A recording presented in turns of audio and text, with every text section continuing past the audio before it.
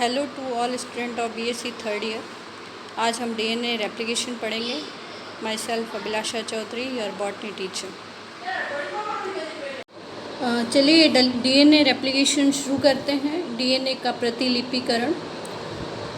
DNA क्या है? Basis for inheritance. और इनहेरिटेंस तो आनुवांशिकता है।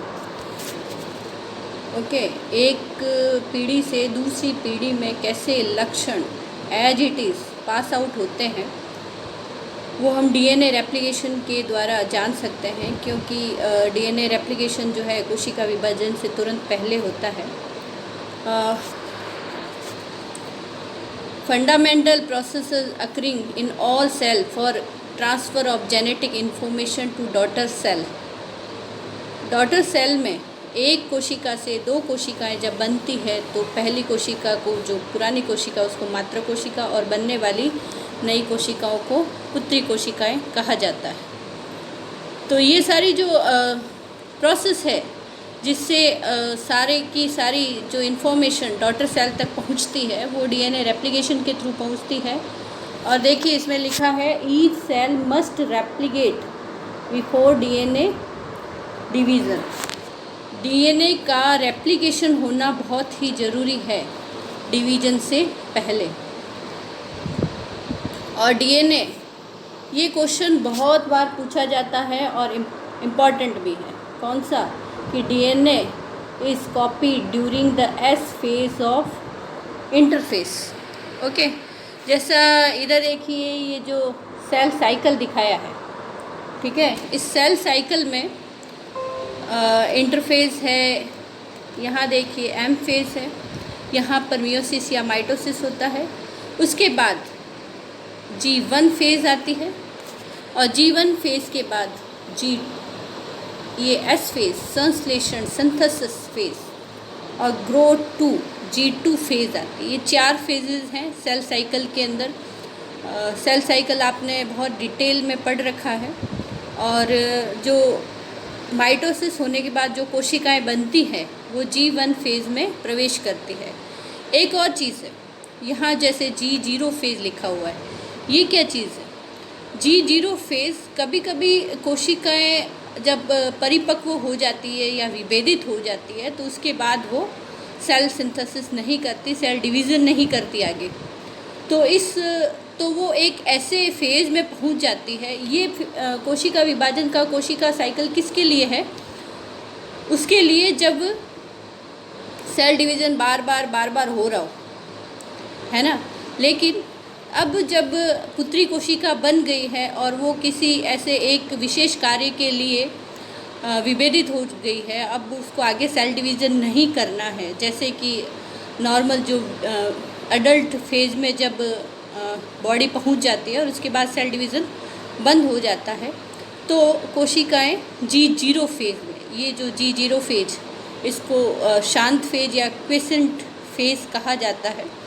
तो इस फेज में सेल डिवीज़न नहीं होता, ये याद रखना ज़रूरी है। और दूसरा इसके अंदर इम्पॉर्टेंट जो चीज़ है, एस फेज़, जो डीएनए रेप्लिकेशन की फेज़ है, जहाँ इंटरफेस के कौन से प्रावस्था में डीएनए का रेप्लिकेशन होता है, तो उसमें आपको एस फेज़ लिखना है। नई सेल जो है उसको एक आइडेंटिकल, बिल्कुल सेम डीएनए स्ट्रैंड की आवश्यकता होती है।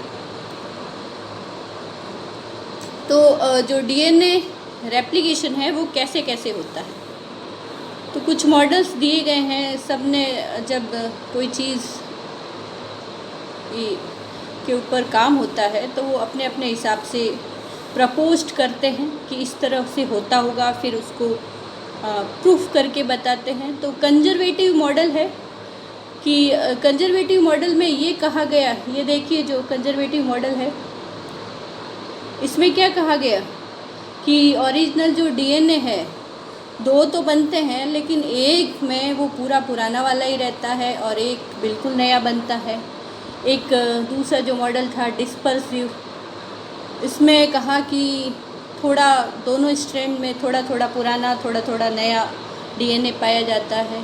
और जो सेमी कंजर्वेटिव रेप्लिकेशन है जिसको प्रूफ किया गया, वो है सेमी कंजर्वेटिव, जिसमें क्या कहा गया कि जो दो नए डीएनए के स्ट्रैंड बनते हैं उसमें एक जो है वो पुराना रहता है और दूसरा वाला डीएनए नया बनता है।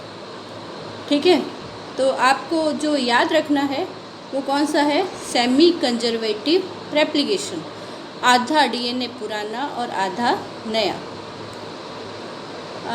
Basic rule of replication, base pairing, ये हमने बेस पेयरिंग पढ़ रखी है कि बेस पेयरिंग क्या होती है। हमने डीएनए का स्ट्रक्चर जब पढ़ा था तो आपको पता है कि हाइड्रोजन बॉन्ड है यहाँ पर बीच में, ये दो हाइड्रोजन क्षार हैं और चारगाव के रूल के अकॉर्डिंग CG से TA से हाइड्रोजन बॉन्ड बना के रखता है डीएनए हेलिक्स में। ये ध्यान रखना है कि बेस पेयरिंग के अकॉर्डिंग ही विशेषता पाई जाती है। सिंथेसिस डायरेक्शन हमेशा 5 से 3 होती है, इसमें यहाँ से शुरू होगा, 5 एंड हमेशा फ्री रहेगा, फिर यहाँ पर नए जो होंगे वो जुड़ते जाएंगे और ये वाला एंड हमेशा थर्ड एंड होगा, कभी भी इसमें नहीं होता है। 5 से 3 की तरफ डायरेक्शन होती है सिंथेसिस में। कोई भी सिंथेसिस ले लो, चाहे आप रेप्लिकेशन ले रहे हो चाहे ट्रांसक्रिप्शन कर रहे हो, दोनों में ही सेम ही है। Nucleotide added at the third of growing strand, जैसे यहाँ पर ये एक न्यूक्लियोटाइड है, ये एक है ना, एक जो सिंगल न्यूक्लियोटाइड है, एक सेकेंड, ये एक, अब यहाँ पर ये दूसरा न्यूक्लियोटाइड है, तो जो 5वां सिरा है उसके ये दूसरा न्यूक्लियोटाइड यहाँ पर, जो इसका ये फर्स्ट है, ये सेकंड कार्बन है और ये थर्ड कार्बन है। थर्ड कार्बन पर ये जो थर्ड कार्बन है यहाँ पर ये जो दूसरा न्यूक्लियोटाइड जुड़ रहा है, हमेशा ऐसा ही होगा। इसके बाद ये यहाँ पर, ये यहाँ पर, तो इस तरह से 5 की तरफ डीएनए पॉलीमरेज जोड़ता जाएगा। Component of DNA replication, replication में हमें क्या क्या चीज़ें चाहिए, सबसे जो इम्पॉर्टेंट एंजाइम है इसका, उसको कहते हैं DNA polymerase, deoxy nucleotide polymerisation. Okay, जो ये एंजाइम है ये डीएनए में न्यूक्लियोटाइड जोड़ता है, ये सबसे इम्पॉर्टेंट है। उसके बाद दूसरा है हेलिकेज, ये भी आपको याद रखना है कि ये अनवाइंडिंग करता है, खोलता है, जो इस तरह से सुपर कॉइल्ड स्टेज में होते हैं उनको ये खोलता है, अलग करता है। एक और नई चीज़ है टोपोआइसोमेरेज, ये क्या करता है कि जब हम इस तरह से देखिए, जब इस तरह से डीएनए होता है और जब हम उसको सीधा करने की कोशिश करते हैं तो एक स्ट्रेन आ जाता है, एक तनाव आ जाता है। जैसे हम अगर रस्सी जो होती है उसको खोलने की कोशिश करें, वो आपस में वापस इकट्ठी होने की कोशिश करती है, तो इस तनाव को दूर करने के लिए कुछ प्रोटीन्स होते हैं जिनको कहते हैं टोपोआइसोमेरेज। ये क्या करते हैं कि रिलीव करते हैं उस तनाव को और हेलिकेज बड़े आराम से उसको अनवाइंड कर सकता है। उसके बाद है आपका डीएनए प्राइमेज। डीएनए प्राइमेज जो क्या करता है, initiate synthesis of DNA primer, ये बहुत इम्पॉर्टेंट चीज़ है। डीएनए 5 से 3 की तरफ तुरंत नहीं जोड़ सकता, उसको पहले एक प्राइमर की ज़रूरत होती है। प्राइमर क्या होता है आपको आगे बताएंगे। प्राइमर 10 से 12 का एक आरएनए होता है,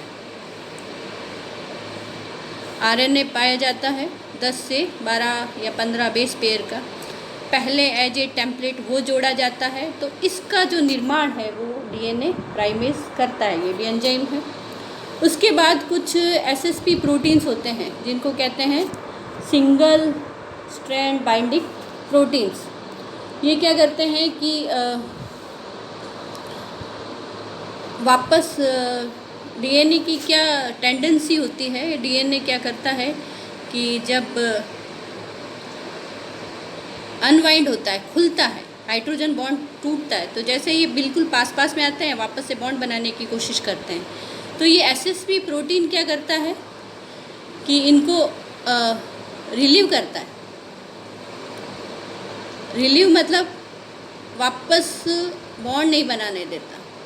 ये भी आपको ध्यान रखना है। ये इन सब के जो काम है आपको ध्यान होने चाहिए। डीएनए लाइगेज सील करता है single strand nick between the nascent chain, जो नई चेन बनी है और जो ओकाजाकी फ्रेगमेंट्स हैं उनके बीच में। आप जानते हैं कि अगर बीच में गैप आ गया है तो उस गैप में लाइगेज, जैसे इधर 5वां है, इधर 3rd सीरा है, तो दोनों को मिलाता है, इन दोनों को जोड़ता है। डीएनए लाइगेज का ये काम है।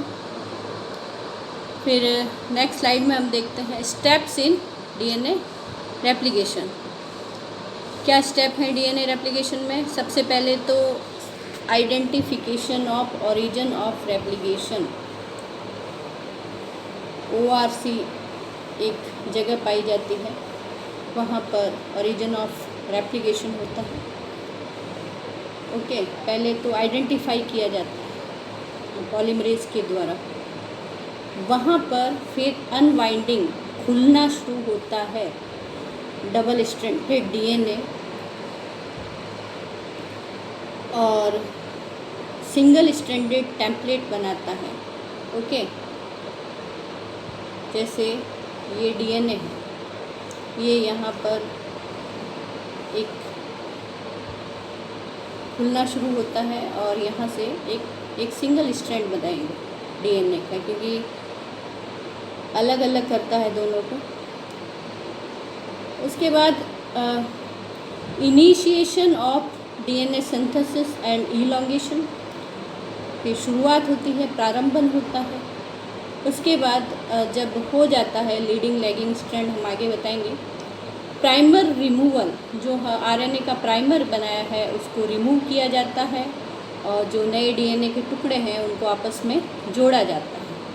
और जब सारा डीएनए बन जाता है तो रिकॉन्स्टिट्यूट किया जाता है, वापस जो सुपर कॉइलिंग होती है डीएनए में, या पहले जैसा क्रोमोसोम का निर्माण किया जाता है।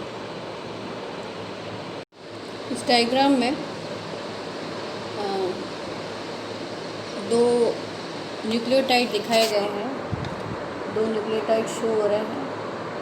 एक ये न्यूक्लियोटाइड है जिसका ये फॉस्फेट, यहाँ से शुगर और ये बेस है। ओके, और दूसरा न्यूक्लियोटाइड है नीचे वाला जिसका ये फॉस्फेट, शुगर और ये वाला बेस है। अब यहाँ जो ये फर्स्ट कार्बन है, ये सेकंड कार्बन है, उसके बाद थर्ड कार्बन से ये फॉस्फेट अटैच हो रहा है, फॉस्फोडाइएस्टर जब बॉन्ड बनता है तो ये थर्ड कार्बन फ्री है, इसको कहते हैं फिफ्थ एंड। ये जो थर्ड फ्री होता है इसको कहते हैं थर्ड एंड।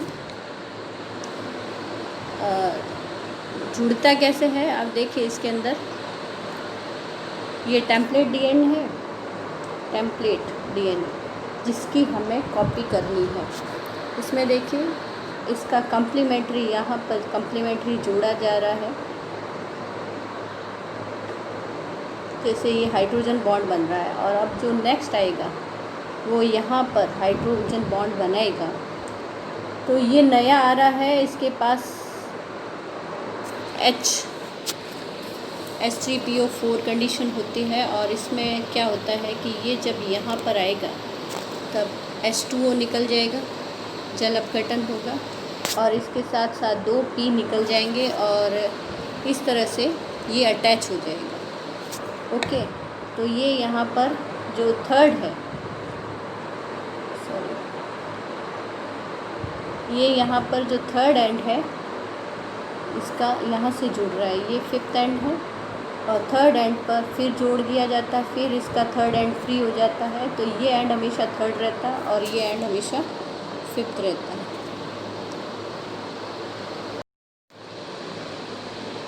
देखिए आपके प्रोकैरियोटिक डीएनए पॉलीमरेजेस जो हैं प्रोकैरियोट में अब आपको ये देखना है कि 3 टाइप के डीएनए पॉलीमरेज पाए जाते हैं। इनके अलग अलग काम हैं, प्रॉपर्टीज़ अलग हैं। प्रॉपर्टीज़ में आपको थोड़ा बहुत इसमें डाटाज याद करने कोई ज़रूरी नहीं होते हैं, बस आप थोड़ा सा इनके जो कार्य हैं वो याद रखें। इसमें पॉलीमराइजेशन है 5 to 3, ये ध्यान रखना आपको। सभी पॉलीमरेज डीएनए हो चाहे आरएनए पॉलीमरेज हो, सभी जो काम है 5 से 3 ही करेंगे, क्योंकि तीसरे कार्बन पर ही फॉस्फेट ग्रुप जुड़ सकता है। ठीक है, तो ये तीनों ही करते हैं पॉलीमरेज। फिर आपके ये जो 2 चीज़ है वो बहुत इम्पॉर्टेंट है, इसमें आप ध्यान रखें। इसमें क्या है, एक्सोन्यूक्लियस। एक्सोन्यूक्लियस का मतलब क्या होता है कि अगर डीएनए है उसको हम किनारे से बिल्कुल काटते हैं, उसको कहते हैं एक्सोन्यूक्लियस। अगर बीच में कहीं कट लगाते हैं उसको कहते हैं एंडोन्यूक्लियस, जैसे हम रेस्ट्रिक्शन एंडोन्यूक्लियस बायोटेक्नोलॉजी में पढ़ते हैं। खैर, हमें यहाँ सिर्फ एक्सोन्यूक्लियस एक्टिविटी लेनी है। अब जब हम यहाँ जोड़ रहे हैं तो हमें यहाँ पे वापस तोड़ने की कहाँ ज़रूरत है, तो यहाँ पर वापस निकालते इसलिए हैं कि जब हम डीएनए जोड़ रहे हैं तो कभी मिसमैच हो जाती है, गलत जुड़ जाता है, तो हमें वापस रिमूव भी करना पड़ता है।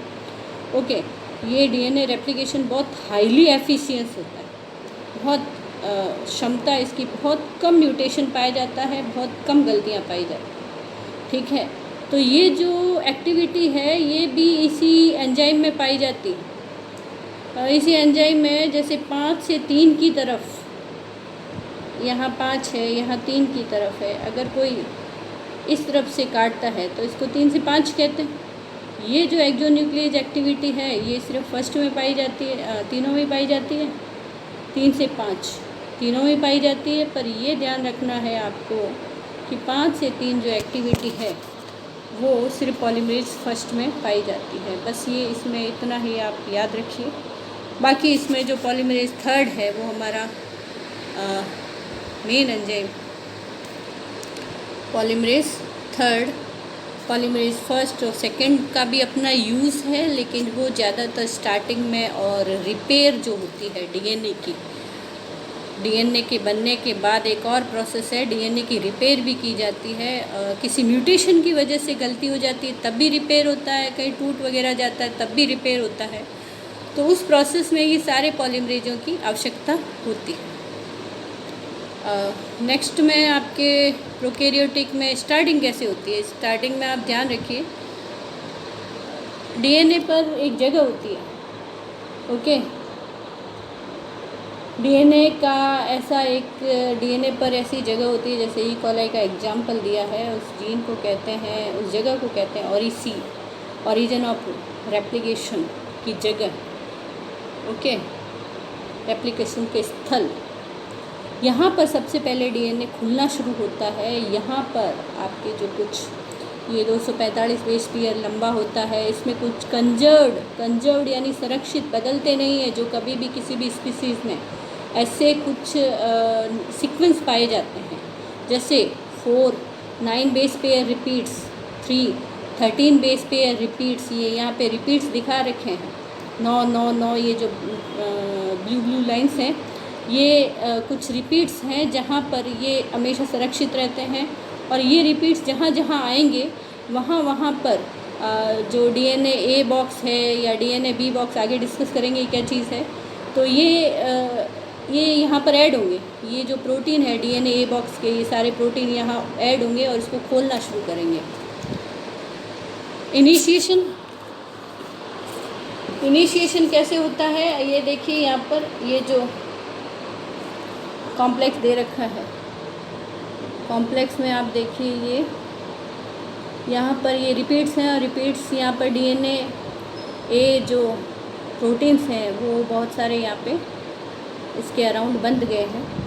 और इसके बाद यहाँ क्या है, यहाँ से खुलना शुरू हो गया। अब इसमें नेक्स्ट क्या है, SSB single strand binding protein जब खुल जाता है तो एक तनाव आ जाता है, और उस तनाव को दूर करने के लिए सिंगल स्ट्रैंड बाइंडिंग प्रोटीन जो येलो कलर में यहाँ पे बाइंड किए हुए हैं, और फिर एक दो और चीज़ें, डीएनए बी और डीएनए सी जो कॉम्प्लेक्स है उसके अंदर सी तो निकल जाता है, बी रहता है। बी दोनों ही साइड में, डीएनए बी को हेलिकेज भी कहते हैं, हमने पढ़ा है अभी।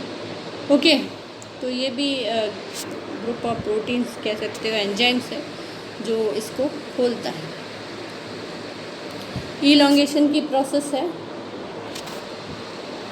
इलॉन्गेशन यानी अब जब खुल गया है तो अब शुरू होगा रेप्लिकेशन।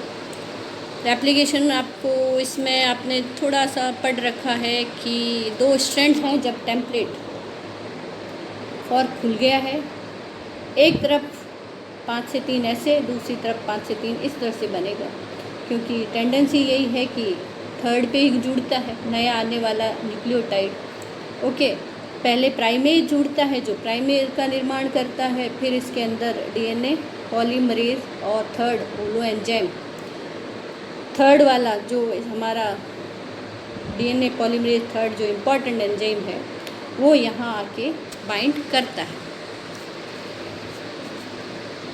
ये देखिए, ये बिल्कुल बीच में आके यहाँ पे बाइंड करना शुरू किया है, यहाँ पे और यहाँ पे। अब जहाँ से 5 से 3, अगर ये 5 है तो इस तरह से यहाँ चलेगा और इस तरह से यहाँ चलेगा, लेकिन यहाँ पर इस तरह से स्टार्ट होगा। ये देखिए आप नीचे, एक मिनट, ये देखिए यहाँ एकदम चल रहा है, यहाँ एकदम कंटिन्यू चल रहा है, लेकिन यहाँ गड़बड़ है। यहाँ जब यहाँ 5 है, यहाँ 3 जा रहा है, लेकिन यहाँ 5 से 3 नहीं बनेगा, ये इस साइड में ओकाजाकी फ्रेगमेंट्स बनेंगे। ये देखिए, इसमें थोड़ा डिटेल से बताया है।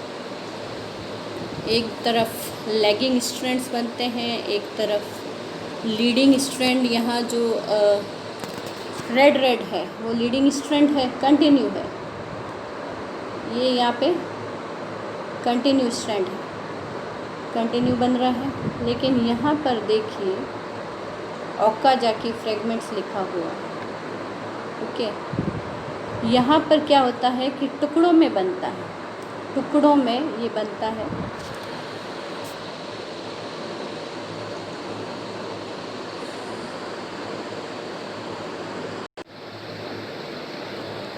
आप इस डायग्राम से एक बार थोड़ा सा देखने की कोशिश करें।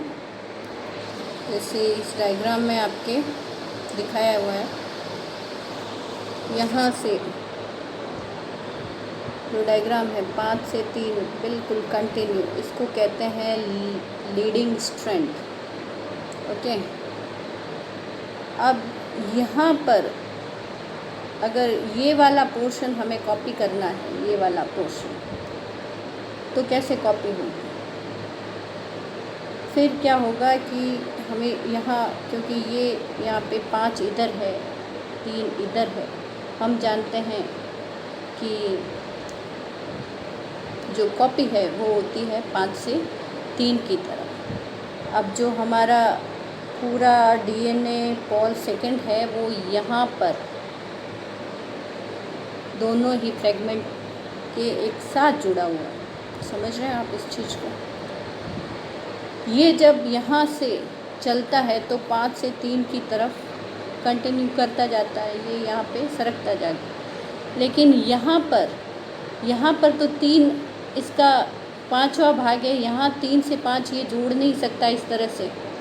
तो ये क्या करता है कि जब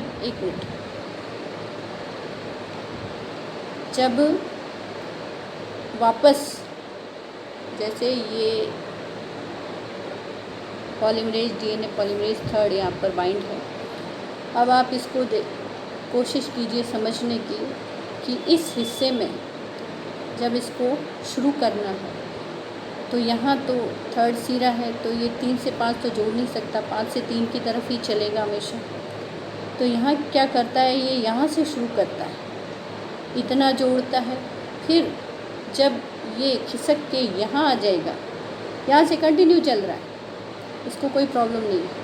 फिर जब ये यहाँ आएगा तो यहाँ और ये जोड़ने की कोशिश करेगा, फिर ये पॉलीमरेज जब खिसक के यहाँ आता है तो यहाँ तो ये कंटिन्यू जोड़ता जाता है, लेकिन इस तरफ ये इस साइड में इस तरह से जोड़ता है।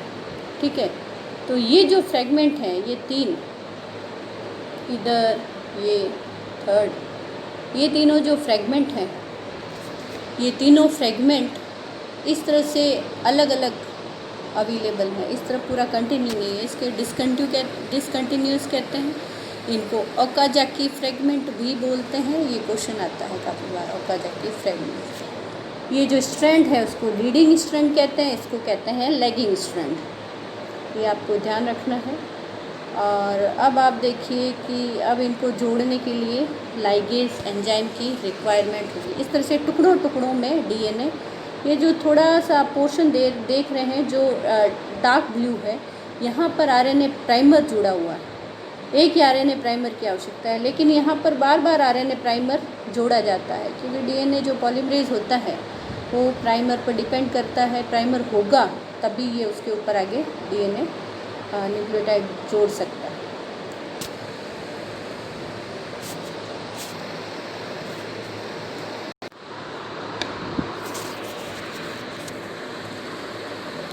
अब ये डायग्राम काफ़ी कॉम्प्लिकेटेड सा लग रहा है, लेकिन आपको थोड़ा सा इसका सारे डायमेंशन भी पता होने चाहिए। इस डायग्राम में आप देखिए स्लाइडिंग क्लैंप है, क्लैंप पकड़ के रखता है दोनों को साथ में। ओके, डीएनए पॉलीमरेज इन लीडिंग स्ट्रैंड, यहाँ पर ये अलग, यहाँ पर सिंथेसाइज हो रहा है, यहाँ पर कंटिन्यू है इस तरह से, यहाँ पर डिसकंटिन्यू है। ये ओकाजाकी फ्रेगमेंट्स हैं। ये सिंगल स्ट्रैंड बाइंडिंग प्रोटीन्स हैं जो इसको बाइंड करके रखे हुए हैं। ये डीएनए हेलिकेज और प्राइमेज हैं जो इसको यहाँ से ओपन करते जाते हैं, आगे स्पोर को ओपन करते जाते हैं। टर्मिनेशन, अब हम जब प्रोकैरियोट में पढ़ रहे हैं तो आपको ध्यान होना चाहिए कि वर्तुल होता है, गोल गोल क्रोमोसोम होता है, रेखिक तो होता नहीं है। तो यहाँ से खुलना शुरू हुआ है और आप इस डायग्राम में लास्ट में ये पूरे हमें 2 वर्तुल डीएनए डबल स्ट्रैंड मिल जाते हैं। और अंत में